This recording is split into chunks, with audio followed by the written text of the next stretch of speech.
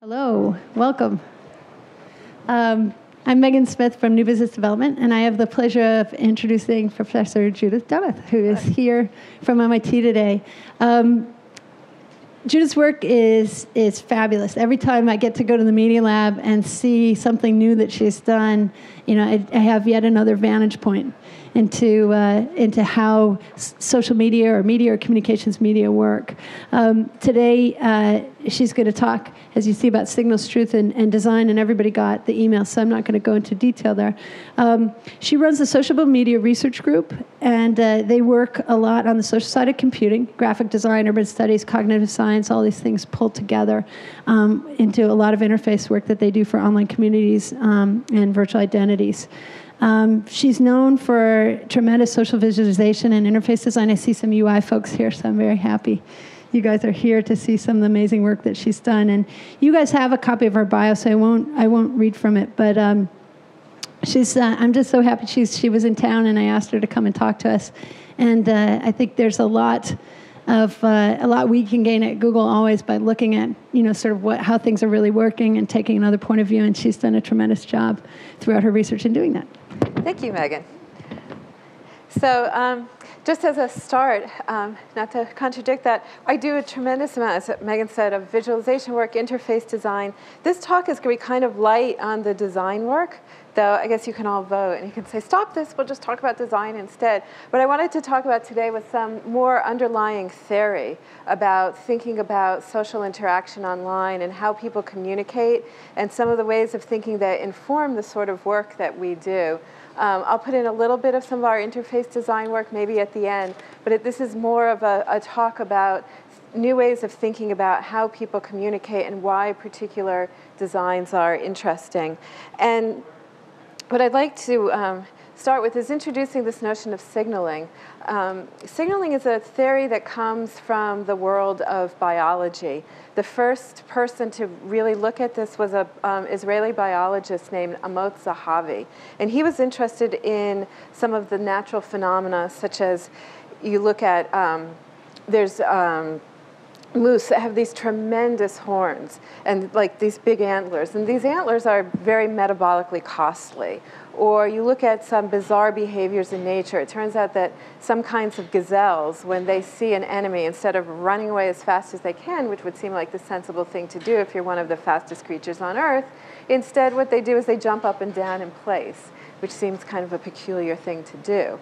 And he was interested in coming up with an understanding of why would these phenomena happen. And he came up with this idea of handicap signaling, which says that sometimes if what you are doing is trying to advertise some kind of resource that you have in great quantity, the best way to advertise it is to waste it. So if the gazelle has a great deal of speed, one of the things that jumping up and down is doing is wasting speed.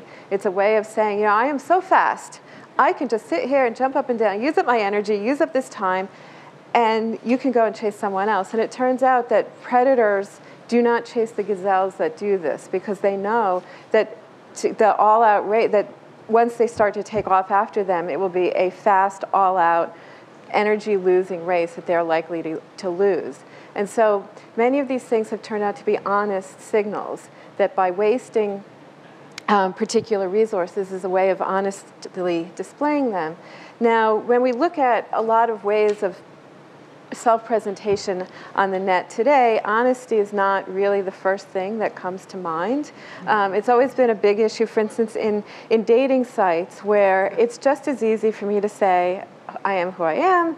I could say I'm the Queen of England. I could say that I'm a 35-year-old male bodybuilder. There's really none of those types of cost that keep things honest. Now, there's various other things as we start to, most of what we see about people's self-presentation is not necessarily a flat-out lie. For instance, in dating sites, many people figure that at some point they're going to actually meet someone, and some of the truth of what they're saying needs to come out. But then there's others who are doing this as a game. There's the whole sort of bored fraternity brother theory of dating site, how many people can I get to answer this ad? So they may be completely imaginary. So what we're interested in doing in my group now is looking at signaling theory to get some kind of understanding of how we can design sites, not so that everything has to be honest, but so that as designers, we start being able to understand the way that if you're a restaurant designer, you can play with different types of lighting. You can say, I want to make a nice family-friendly place where everything is clean and people are fast, and I'm going to use those bright halogen lights. Or you could say, I want this slow, romantic dinner, so everything's going to be dark. And yes, if this was a fast food restaurant, it would be so dark you would not be able to see the cockroaches go by. But considering it's a very expensive, fancy restaurant, we're not worried about lighting to see the dirt under the table. So in such a way, what we're interested in is helping people understand how they can go about using sort of the whole range of design strategies for making social interaction more honest and reliable. So I'm going to give you a quick background on signaling theory and then show how it applies to some kinds of online design. The first thing is a vocabulary piece. We can think about any of the things that people use to get information about others are cues. Some cues are intentional. These are the ones we're interested in terms of signaling. And there's what I'm going to call evidence or unintentional cues, which is also a great deal of what we read from each other. But the notion is that the signals are things that are intended for communication. And it's this intentionality in the communication that gives rise to the types of dynamics. I use a fur coat as an example because a lot of things can be a mix of intentional and unintentional signals. So for instance, someone can wear a fur coat to say, oh, look at me, I am so stylish. And not only am I stylish, I am rich. I am wearing a coat that while I could stay warm for $150 from Land's End end of season sale, I've instead chosen to spend $15,000 on it. So it's a fairly reliable signal of wealth. It's a signal of stylishness depending on the cut. However, someone looking at them may read these signals, but they also may say that the cue that they see is, oh, this person is cruel to animals, heartless and thoughtless. So that is not an intentional signal. That was still something that is being picked up on by the person looking at them. So here's these examples of the assessment signals I was telling you about at the beginning. These are costly signals. For those who are interested, I can give you URLs at the end of more extensive papers about this. But these are signals where, because there's some way of wasting a resource, this resource can be time. One of the earliest sort of proto-signaling theory writers was a early sociologist named Thorstein Veblen, who you may have heard of. He's famous for coining the phrase conspicuous consumption. And he was a social critic at the turn of the 19th century. And one of the things, he wrote a book called The Theory of the Leisure Class. He was interested in, if leisure is such a sign of status, it's how do you know that someone has a lot of leisure time? I don't really want to spend a whole year watching you do nothing to know that, yep, you really didn't have to work for that year. But so what he talked about was effectively assessment signals for wasting time. And his examples were knowing dead languages, raising pedigreed dogs, things like that, where there are all kinds of things that take enormous amounts of time but don't provide any income. And and effectively, these are assessment signals of time. So it's many kinds of resources you can look at in this way. Obviously, people buy luxury goods as an assessment signal of wealth. And again, one of the things to keep in mind is we'll be talking in a minute about conventional signals, which are things where there is no cost associated with them. So most things are signals of many, many things. Again, something like a very expensive car may be a signal of wealth and the ability to waste money in order to show a high level of income. But someone buying it might say, well, I'm really buying this so that I look so that it can seem very, very sexy and attractive. But that quality is not required by being the owner of the car. So we have learned by convention to associate it with that, but it's not necessarily a reliable indicator of attractiveness, even though it may be meant to be one by association. Something can be a signal of, something can be costly in terms of missed opportunities. So what you can say is something like being, having multiple facial piercings is a way of saying, in a reliable sense, that you are affiliated with a alternative lifestyle, because what you have done is put yourself in a position to pay the cost of being unemployable in a whole range, or being unpresentable in a whole range of other situations. So costs can be in time, they can be in resources, they can be in opportunities. Indices, and I will talk in a minute, so you'll keep this tiger in mind.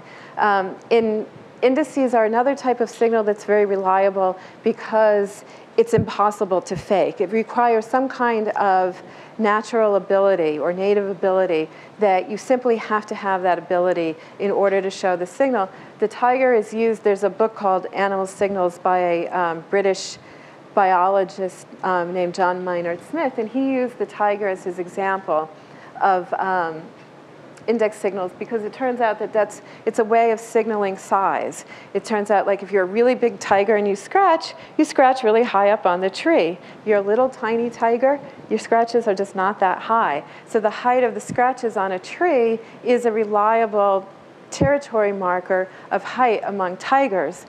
And the reason it's interesting, well, we'll get into that in a minute, just to keep the tiger in mind. Obviously, some things like having big muscles is a index of strength. It's not necessarily something that weighs strength, but it is, especially if you are showing it off in a particular way. So there's signals that are amplifiers of particular indices. If you're very strong and you walk around in a bikini, that's an amplification of that index of strength. Conventional signals are signals where one of the things with these assessment signals, they're costly for the person or animal giving the signal. They may be costly to assess. Conventional signals are things that don't have these associated costs. They are less reliable, but they're also less costly. But they're very, very common. Less common in the animal kingdom, though they're not completely absent, but they're very, very common. A huge amount of human communication, and particularly our communication online, is in the form of conventional signals. And conventional signals are far less reliable, but what we have, especially among humans, is there's other ways of keeping them reliable. In particular, society can add costs, such as punishment costs. So for instance, I might decide, there's a lot of traffic here. It would be very, very convenient for me to put a siren on top of my car so that I could pretend to be a policeman. A siren is effectively a conventional signal of being a policeman. I checked. It's really easy to buy them online. You could just order them. And I could sit there and say, I'm a policeman, excuse me, out of my way. But there's such a high punishment cost to doing that. It turns out that the punishment of impersonating a policeman is really, really not worth it to get home 15 minutes faster. And so society manages to rebalance these types of costs. The understanding that type of dynamics is particularly important because in the animal world, there's very little ability to fake the more assessment or index type signals, but humans can fake almost anything. And one of the reasons I like that tiger example is because Maynard Smith, in his explanation of tigers, it's not a very humorous book in general, but at the end of his description, he said, now this would not be a reliable signal if tigers could figure out how to stand on boxes, but they haven't. But humans actually are very good at doing things like figuring out how to stand on boxes. So we always find some way of faking some kind of signal. There's very, very little that you can think of that's a reliable signal, that there's not some way, if the benefits of faking it are high enough, that it's not faked. So deception occurs when it's beneficial to the signaler. So the cost of doing the fake signal is beneficial to them, but deception is very, very costly to the receivers, usually. I mean, some kinds of deception aren't. We live in a world in which there's almost constant levels of deception. I have 2 little kids. For any of you who have children, one of the things you start to realize, a lot of what you do in civilizing children is teaching them to lie. You do not tell people you think they're ugly. You do not tell your grandmother what you think of the present she gave you.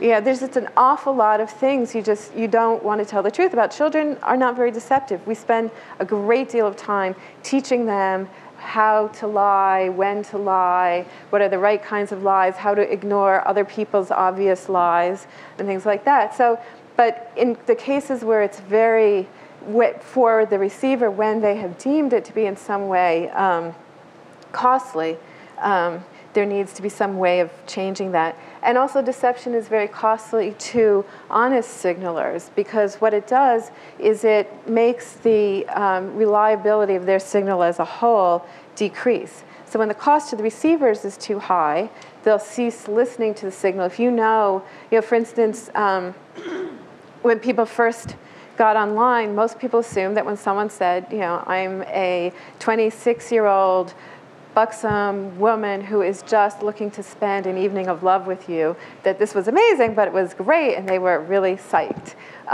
It didn't take that long for the receivers of messages such as that to start to realize that actually it probably wasn't true. And that the result there was simply to ignore many, many messages like that.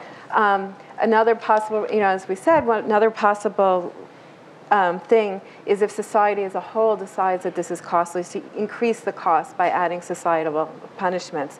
If the cost of the honest signalers is too high, and you'll see how, once we get into some specific example of these dynamics, one thing they may have to do is just find a more reliable signal. One of the things they're going to be talking about, some of the examples we'll go into greater depth here, is the notion of fashion, and how fashion in many domains is effectively a way of constantly changing the forms of signals as imitators come up to constantly try and maintain a new but honest signal.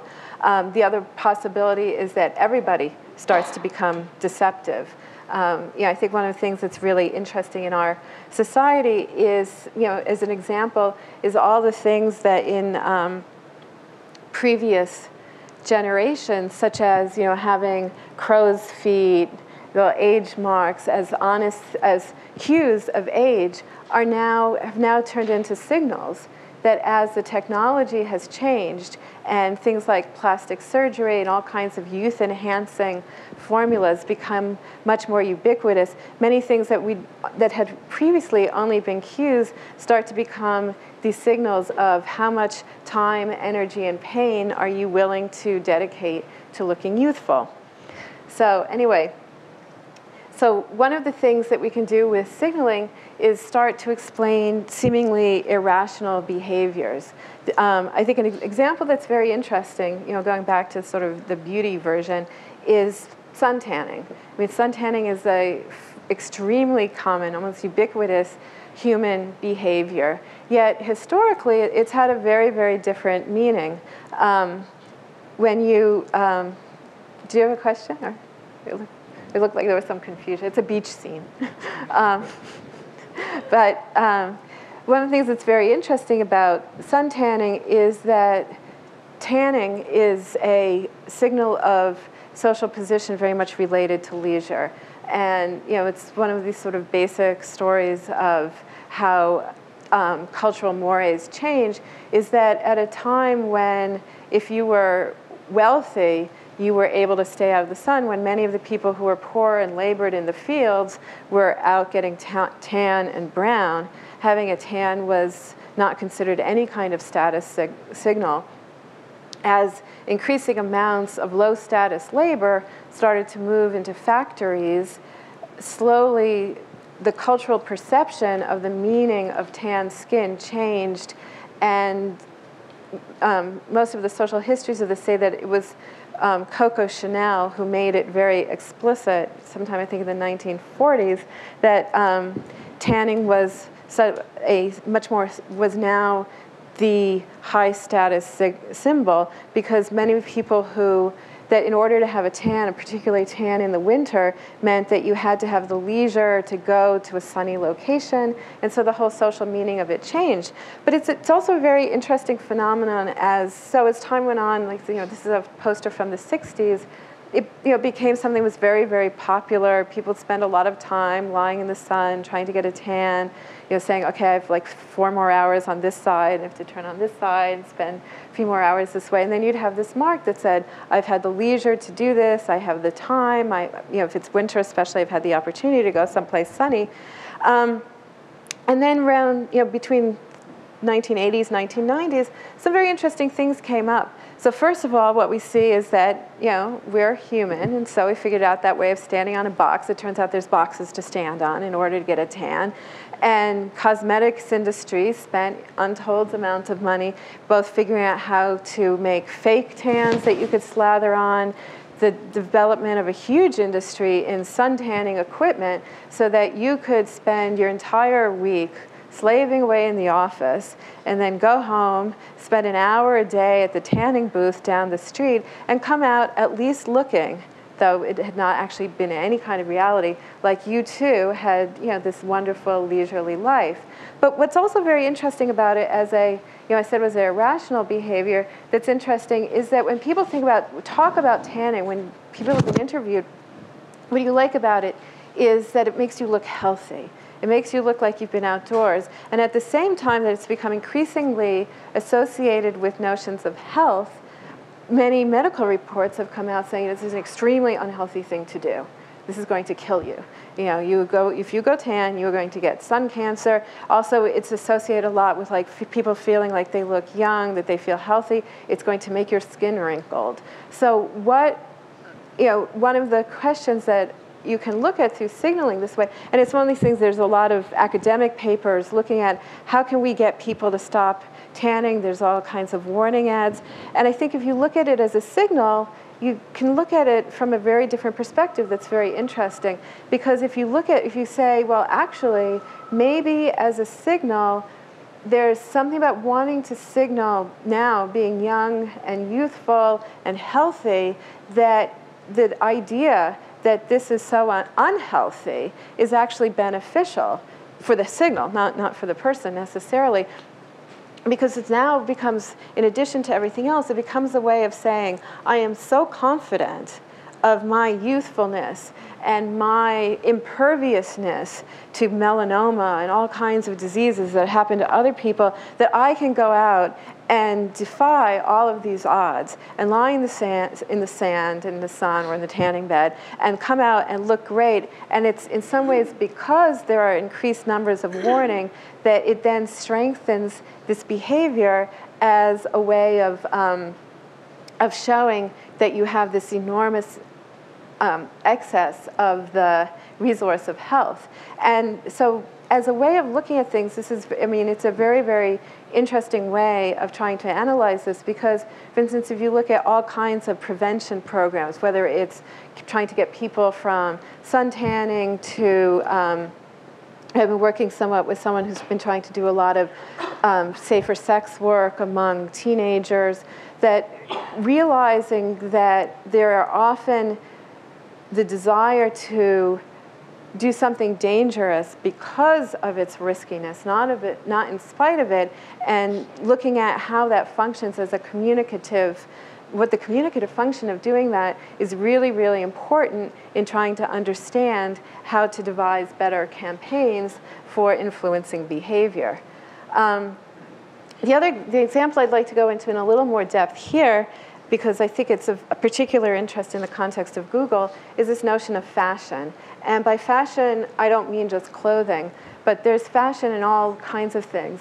Not only our particular blogging sites, but blogs themselves really function as fashion. So let's just back up for a second and say, well, what do I mean by fashion? One way, in terms of signaling, the way of thinking about fashion is that it's something where the form of the signal itself changes over time, though the thing that's being indicated remains the same. And in particular, fashions are signals of social status and affiliation. We'll talk about this in a minute, and of information access in a very, very information-based society. So you can look at a lot of blogs and say, there's a huge fashion component to blogging where any one piece of news that's there isn't the key. It's this notion of saying on a daily basis now, we have to link to the right thing. If I want my blog to be at a certain level of up-to-dateness where other people will link to it because it has interesting things, I have to be able to go out and navigate through this complex world of information and find the thing that is the right thing to be linking to today. And you can, there's been a number, obviously I'm sure you've done a bunch of these here, of these measurements of sort of how waves of links move through the blogging world, where you have a small number of early adopters, and then you have the early set of the people who find the first ones, and there's the ones who go out and link to something at the very beginning. Then there's like this big mainstream wave. There's like lots and lots of other people whose blogs are not read to find the forefront, but just who, in order to say, yes, my blog is actually a display of my being up to date in the world of information, within like 3 to 5 days have the same link, and then it kind of tails off, and then a couple of weeks go by and nobody's linking to it again. If we look at it in terms of risk, there's the risk is much higher, as with any kind of fashion, for the people at the very forefront, because whether it's clothing, fashion, it's saying, well, did you just invest in something that is going to be laughable, that is never going to catch on, but you were at the forefront, but you made a mistake about this. But in the blogging world, the people who are really anxious to be at that forefront, the ones who are putting in 4, 5, 6 hours a day writing a blog, have to pick through all the information they come across and know that they have to pick something that is going to become popular. If you pick something that no one is going to find interesting, you will start to lose readership, but it can't have already become popular. So there's the high cost of finding that information and the risk in either writing about something that's going to turn out not to be true. There was, like an example, there was a brief flurry a couple of months ago when I was writing about this, of news stories about how the McDonald's interactive games division, does anyone know this story? So it was one of these things that kind of tailed off quickly. Apparently McDonald's had this interactive games division that was supposed to be doing simulations within McDonald's of like their future development, where they should be opening up new branches, et cetera. And at this game developers conference on serious games and simulation, they came in and they said, we've seceded from McDonald's because they're not listening to our recommendations, because it turns out everything we found when we started adding in all these models that included environmental impact, that McDonald's and the amount of meat that we are using and the cows that we are supporting is such a huge impact on global warming that we are going to go out of business just because everyone's going to die. And the way they actually did it was a little bit less fake sounding than this. And there were a whole bunch of blogs that picked up on this story, that this is really how people need to behave, that this is how people have to be responsible if you try and, that they'd quit and they'd put their jobs on the line and their reputations. There was a great deal of excitement about this, very, very briefly, until it eventually turned out to have been a hoax. So it's an example of the risk that you can make by being at the forefront of a story, in that it was also very, very embarrassing for a number of fairly high-profile writers who had, taken this, hook, line, and sinker. So that's just one example. But there's, but there's also fashions in, and there's obviously fashions in music, Interestingly enough, it's also one of these things that's moving increasingly into that space between public presentations of self. What your taste in music is really puts you in a particular affiliation, and it also is something where it requires being able to keep up with what is the right thing to listen to. So certainly functions as a fashion. But there's also fashions in management is prone to fashion in a tremendous way. If you were, 20 years ago, if you were a fashionable consultant, you could talk about quality circles. Today you talk about social networking. But there's an enormous amount of fashion in this information-based world. I mean, some of it may have to do with the actual value of the thing. Maybe particular ways of doing management are better than others, but a tremendous amount of it can also be notions of fashion, of saying, I am up to date within this world. this is fashion in modern art. This is painter John Curran, who started painting in this style. He's now one of the, he's the top contemporary artist with some of the highest sales. He's had one-man shows at all the big museums in New York. When he was started painting in the 1980s, there was very, very little figurative painting at all, and but he changed, and his peers changed the style of painting. But it's certainly the whole contemporary arts world is very, very fashion-based. So these are just some examples of the different dimensions, not just clothing, that fashion exists in. But what's interesting here to think about in terms of signaling and how you can think of this in terms of design is that if you think of it as a form of information prowess, some of the things that need to be balanced again here is this notion of the cost of the signal versus the benefits that come from it. So here, just showing some ubiquitous examples of the types of fashion. So let's look at something like an iPhone, or little Bluetooth earpieces for phones. They certainly are functioning as fashion. Almost any kind of technological innovation has a big fashion side to it. It's saying, one, I'm going to, it may be programming languages. There's Ruby on Rails can be thought of as a fashion. There's particular, and when you adopt, whether it's a new technology, a new programming language, when you come in at the very early end, you take that risk that you're going to do something that's going to kind of fall off the world. You may start to learn a new programming language that it turns out after you spend 6 months studying it, learning it, becoming an expert in it, kind of folds. Nobody ever uses it. It becomes unsupported. All your effort was in vain. On the other hand, if you learn a new programming language and you're the first one to do it and has these new capabilities, and then you get to tell all your other colleagues about this great language you knew, and then they start to realize that everyone's using it, but you were the one that they heard about this from first, it gives you that status of being shown to be much more knowledgeable, to be at the forefront. So when you look at something like this in terms of the economics of signaling, there's the fashion signaling that says, where am I in this adoption curve? And then you start to weigh it between the benefits and the costs, because if you look at things as innovation, there's a certain level of benefit that you get anyway. And then as we see from signals, that benefit fights against it as a signal, because the benefit could be, if something is obviously just better, it doesn't function as well in some ways as a fashion signal, because it can be adopted by many people without being particularly risky or showing their commitment to that particular hierarchy. Whereas if it has either some great difficulty associated with it, if it has, and that difficulty, whether it's a difficulty of learning or it's a style of painting that to the contemporary eye looks really ugly, it has that risk to it that says, I'm willing to pay the cost of this risk in order to adopt it.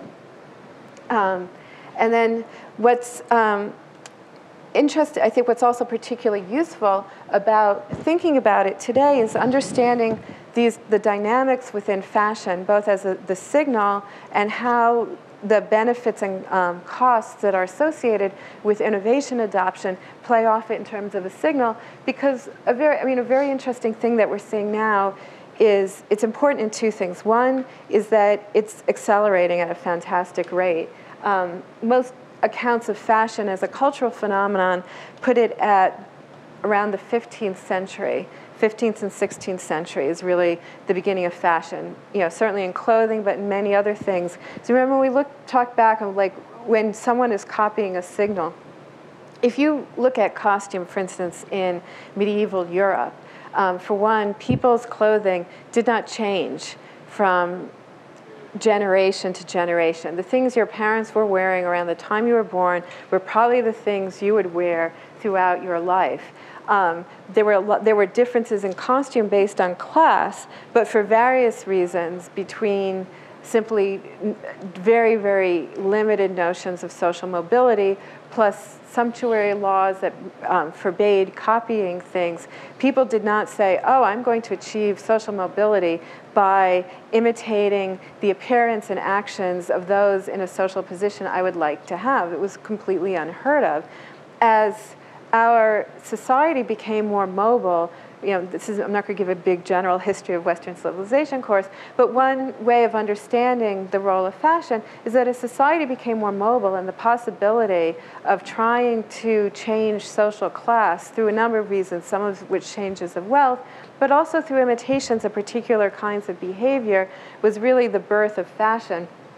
But at in the 16th century, there's reports of princesses in Poland writing to their advisors that they really wanted to see dolls from Paris. A lot of the fashion news would be distributed through these little dolls. But it would take a year for the doll to get from Paris to a country manor in the outskirts of Poland. And so the rate of change of fashion was very slow. Society was more static, but also simply information moved very slowly.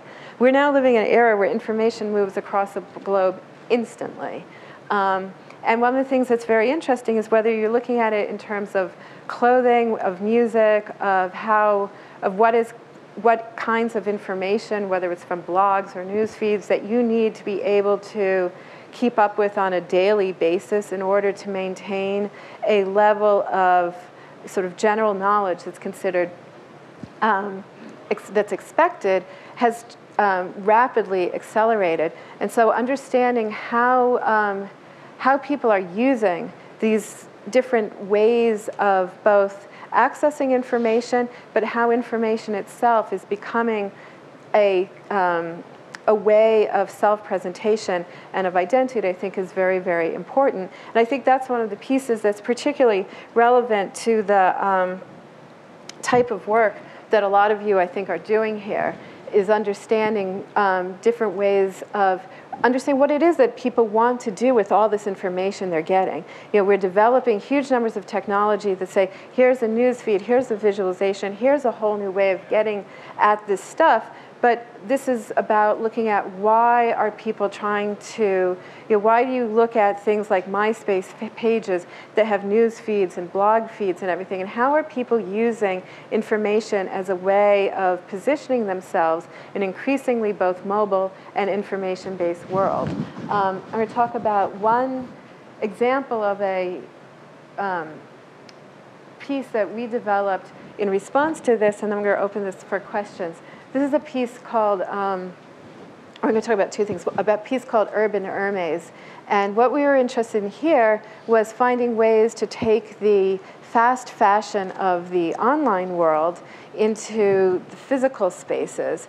And so what this is it's a messenger bag, because we were seeing, we could foresee this as being something that was clothing or anything else, but right now, considering the amount of technology we had to put in the back of it, sticking it into a messenger bag was fairly useful.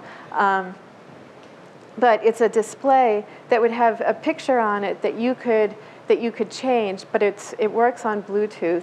And so it could also sense when people were in your vicinity that you were using the same system, and anyone could see what they were displaying, but depending on the types of communication channels you chose to open up with others, people who you had certain things in common with could copy what you had on your bag, and vice versa. And so what's interesting here was what I'm not going to get into the details here because we're running a little short on time, but what you could do here was you could both be able to copy things instantly, but not have it be done without your actual actions and decision to do that, much as, you don't suddenly, shoes don't teleport onto you.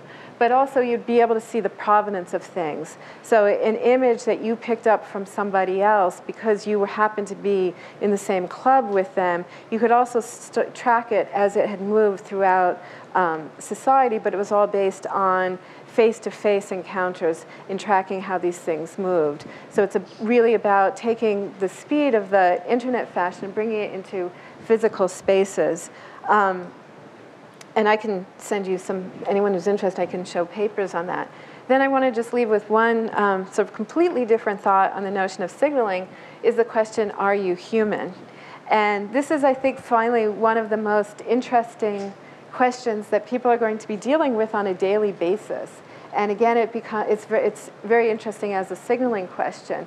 I have a student who's been doing a lot of research lately in my space, developing machine learning algorithms for trying to understand what are the different human-like components of particular pages, which are pages that are created by people to talk with other people, which are much more corporate ones that are put together by whether it's bands or increasingly companies advertising something, and which messages are being sent out by agents pretending to be humans when they're not. Is there some kind of pattern for ones that claim to be human, but in actuality are not human? And this becomes a question that I think has tremendous implications in the next few years, that not only is this something that people are going to be trying to understand, whether it's in social networking sites where there's increasing numbers of pages that are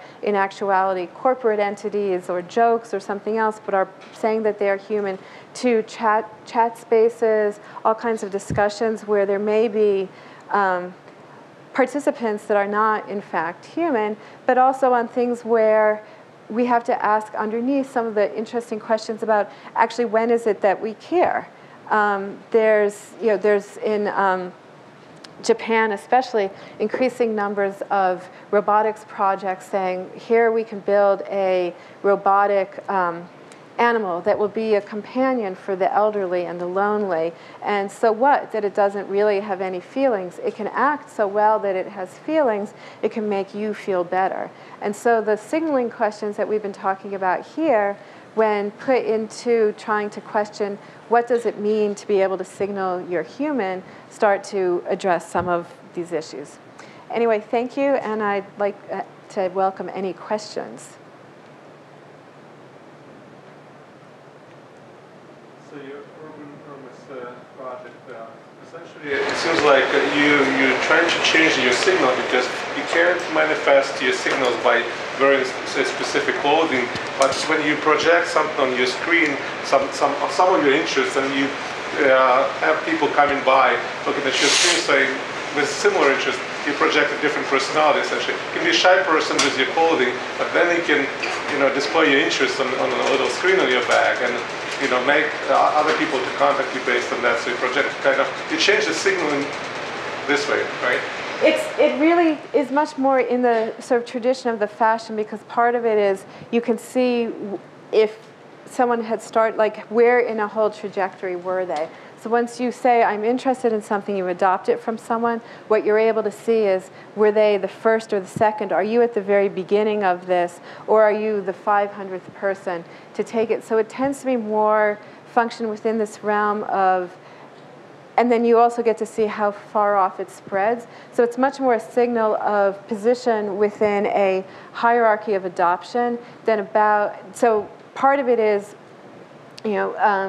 when we look at anything that's any kind of fashion resource is always encoded in something else, whether it's clothing or management style, et cetera.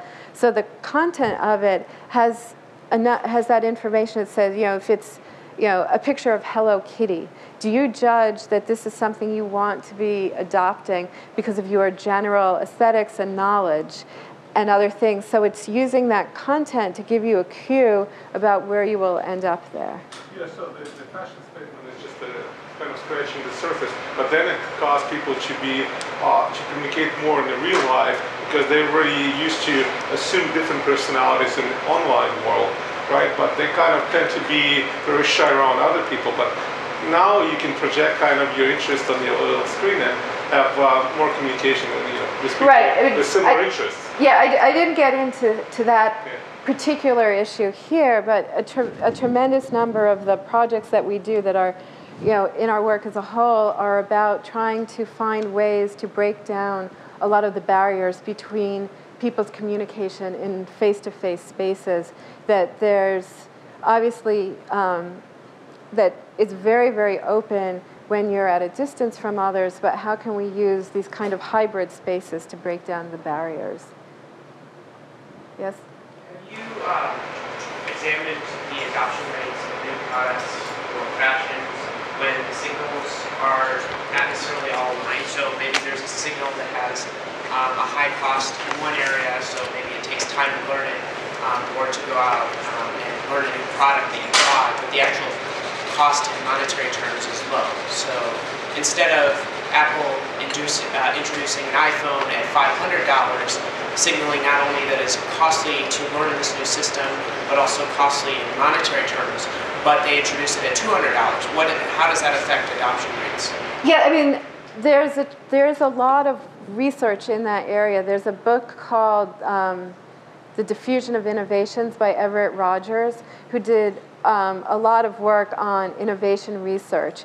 And what I've done with the signaling theory is there's a long history of theories about fashion that are based on George Simmel's work on imitation and differentiation. It basically says those who are of somewhere lower on some hierarchy are trying to imitate those who are above them, and those above them differentiate.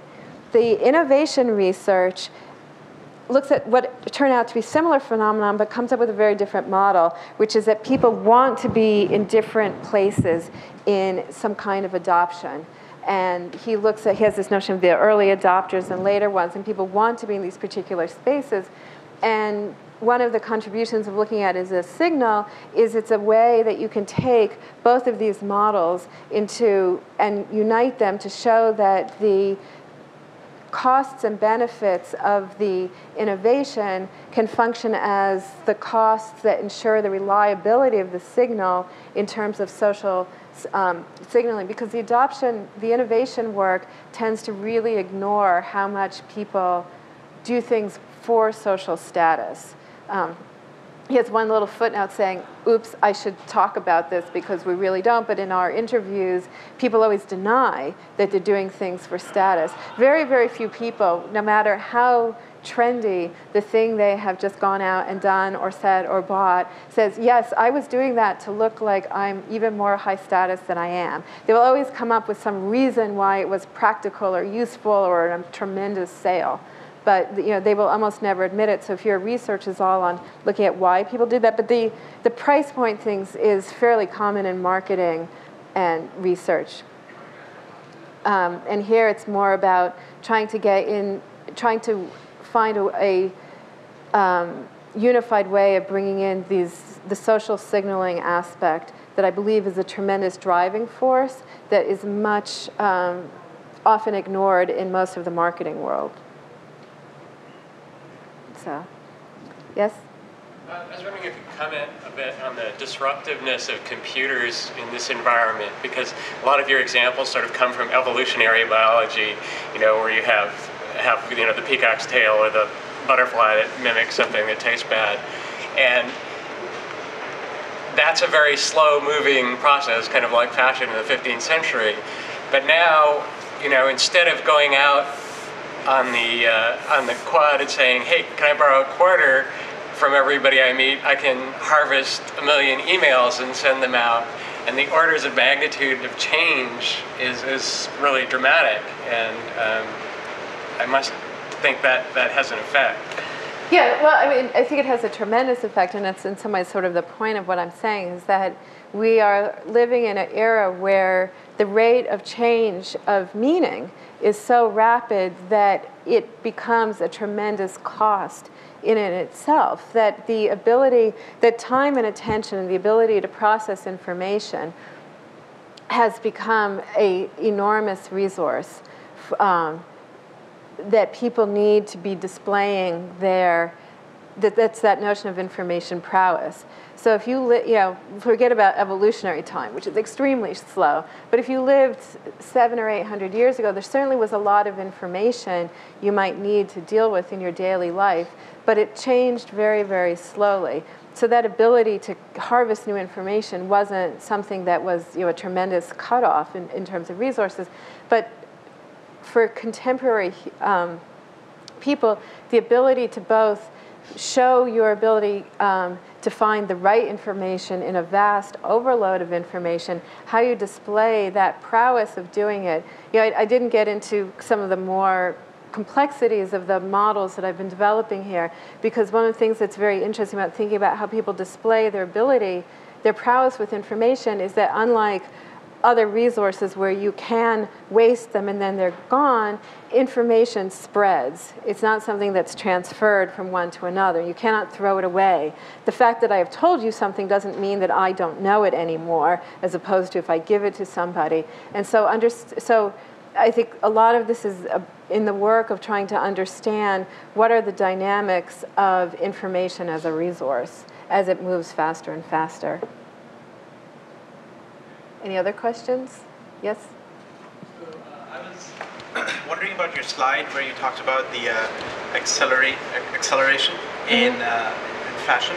And I was just wondering what you actually meant by acceleration. Because, I can understand that, you know, in the 15th century, when fashions need to travel from, let's say, Paris to England, you know, sure, it's going to take like a month or something like that for that to happen. But I guess, I mean, that's just one way of looking at it, right? It's one metric of saying, well, this is how long it literally takes the information to propagate. But whether or not that meme will actually catch on, if the English court at that time happens to be particularly hostile towards the French throne, then, well, it doesn't matter how long those memes take to catch on. I mean, it doesn't matter how long those memes take to propagate, they're not going to catch on. So similarly now, with the spread of information, you have information is diffusing much faster. But, you know, also you're going to have much smaller groups. I mean, the number of, whereas, you know, assuming in the 15th century or the 16th century, you have a lot more people in England who are willing to dress the way the court is. Right now, that number is going to be much smaller. I mean, you have much smaller groups, and there's going to be resistance to information influencing different groups as it travels. So, let me just, because there's a couple of really interesting points you've raised. So let me just try and answer you while I can still keep track of them. So the last thing you talked about is really about the fragmentation of society, and you know, when we talk about status and affiliation, I mean, that's a lot of that's the affiliative aspect of it. Is to say that the traditional notions of fashion, for instance, when Simmel first talked about imitation differentiation, his model was of a single, very stratified society. I think you can look here in any number of multiple subcategories, and people exist within a whole variety of these. So there are fashions and music, but you know, people can participate in different subcultures there. There are many different possible groups. You know, you can think of nations as different ones. There's subcultures within academics, not only within particular departments, but people will move according to a different hierarchy. We could say there's a nearly infinite number of hierarchies. This phenomenon happens both within them and between them. Your first question about what did I mean by the rate of acceleration, I simply meant that the amount of time that a particular form lasts as a signal of something being at a particular point in some hierarchy has gotten much faster, the rate of change. And you can, you know, if you're looking for specific examples, there's a lot of work in for instance, in clothing fashion, just in how much less time, you know, even in the last 20 years, particular things have stayed in fashion. There's quotes from Diana Vreeland and Winterthur talking about, you know, how the season in which they measure what is a particular style has become much faster. There's an interesting, I don't have it with me, but there's an interesting graphic of how long songs stay as hit music from the 1950s to the present. And so, you know, I think it starts out as something generally staying as a top hit for 4 weeks. You know, now it's often down to a period of days. So it's simply that rate is changing, and I think a lot of the cause is that information just moves much more quickly. And so, you know, it's no longer a matter of having to wait, you know, if you want to listen to some, you know, to music, of having to wait until your local record store, you know, somewhere in South Dakota gets around to getting some music shipped out to them before you can have that record. If everyone can download it instantly, it's going to affect that rate of change. So, I don't know if I missed some other main point. Yes? So when you say that fragmentation is kind of an adaptation, to the information, because that way I can say, well, I'm in this group, and if this information, doesn't apply to me, I don't have to take in all this giant flow. If you're not wearing black, and I'm a goth, then I don't have to worry about you, or if it's not hip hop, I don't have to listen to it, and so I can ignore that information. Yeah, I think that's probably is one of the reasons for that type of fragmentation. There's many other theories about why we live in a more fragmented society, and I think some of it's very hard to look at these things without the historical perspective, because things that look vastly different to us when we're living in the midst of them may all just look like one big blur of early 21st century things 200 years from now. So I think some of it is also that the closer you are to a particular era, the more nuances you see within the culture. I think it's also very easy to look at history and see it as a single unified culture, but I think some of it is also has to do with how stratified a particular society is and how much of a single common culture there is. So I have one more question, I think it's time. Okay. So we're going to be down in Charlotte for lunch if anybody wants to join us. You're welcome. And I want to thank Professor Gunners for joining us.